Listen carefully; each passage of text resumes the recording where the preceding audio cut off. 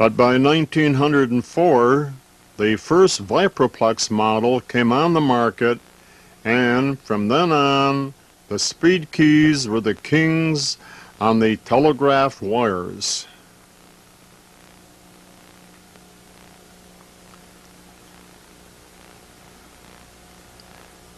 Within 2 years, there was another type called the mechograph that the telegraphers nicknamed the right-angle bug.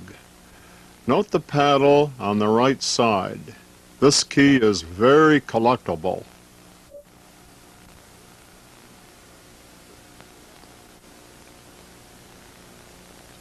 These right-angle bugs were popular with the railroad telegrapher. This is a smooth operating model which appeared about 1909.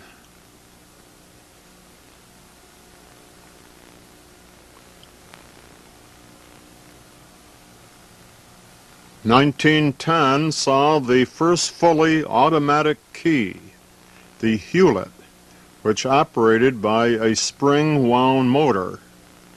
It would send dots and dashes automatically.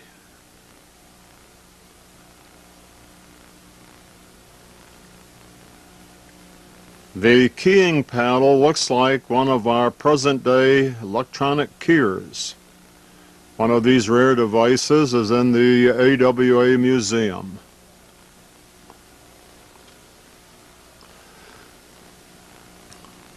About 1911, the Viproplex company produced one with separate levers. The company was always trying something new, and usually they were always right.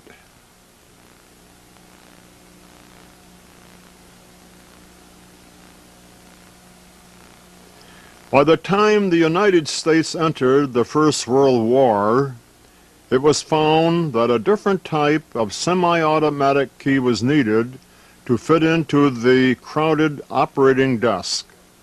And again, Viproplex developed a vertical or upright key, better known as the wire chief's key. However, everyone called it a vertical bug. This key, by the way, is also highly collectible and very rare.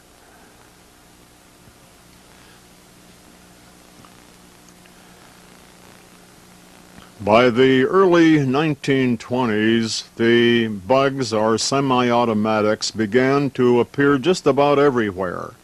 Typical was the Viproplex number 6, which was later changed to the lightning bug.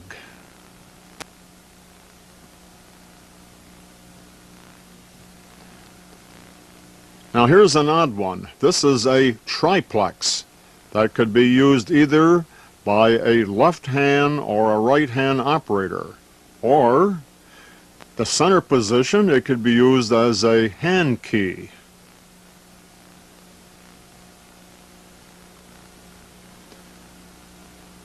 The small knurl release nut at the left would allow the operator to turn the key 90 or 180 degrees for either right or left-hand operation. In the center position, of course, it was the conventional hand key. And then there was the gold bug, which a lot of wiremen really liked. And for that matter, so did the radio amateur. It was a very popular key.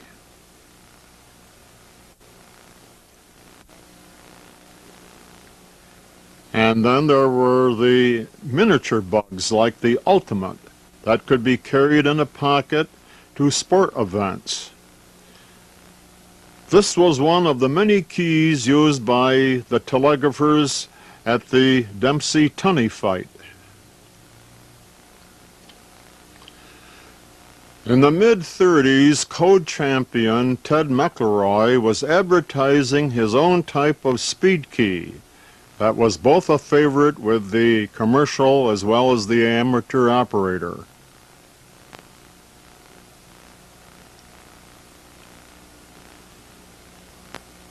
And to make sure of his record as well as his invention, he called it the Mac key.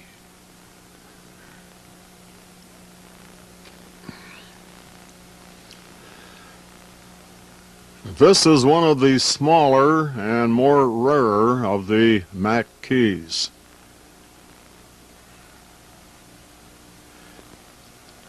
In the 1940s found the Vipraplex offering their gold-plated presentation model. That was the dream key of many radio amateurs.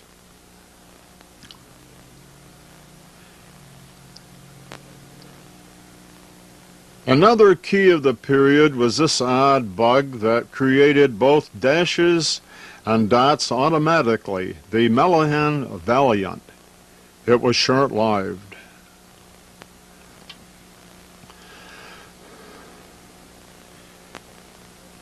The 1950s introduced a bug that appeared too late for the market because now the electronic keyer was becoming popular. Only a few models of this one called the Codatrill were made. Electronic keyers is another field which we will not go into at this time. Until now, we've discussed keys that were designed and primarily used for landline telegraphy, although most keys manufactured after 1900 could be used for radio. Let us now concentrate on wireless or radio. This awkward-looking device was one of the first keys used by Marconi and known as the grasshopper key.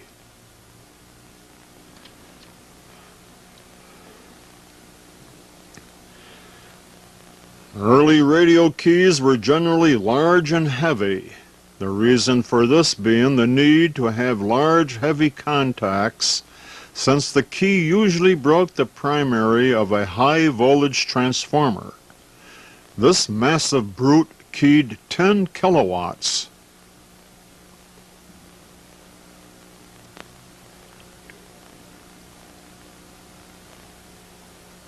Here's a graceful commercial key of 1910 vintage.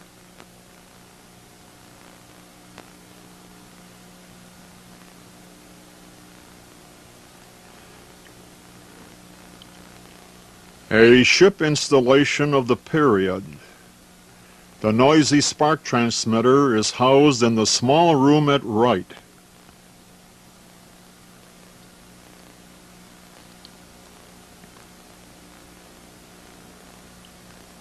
Some keys had contacts that met in a well of oil to protect the flash of the heavy arcing of contact. They also had a shield under the knob to protect the operator's fingers.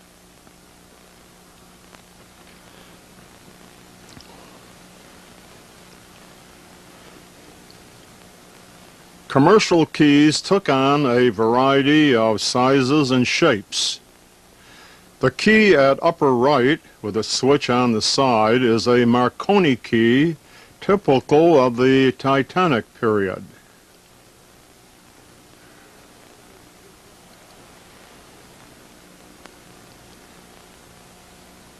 And this is a smaller Marconi wireless key.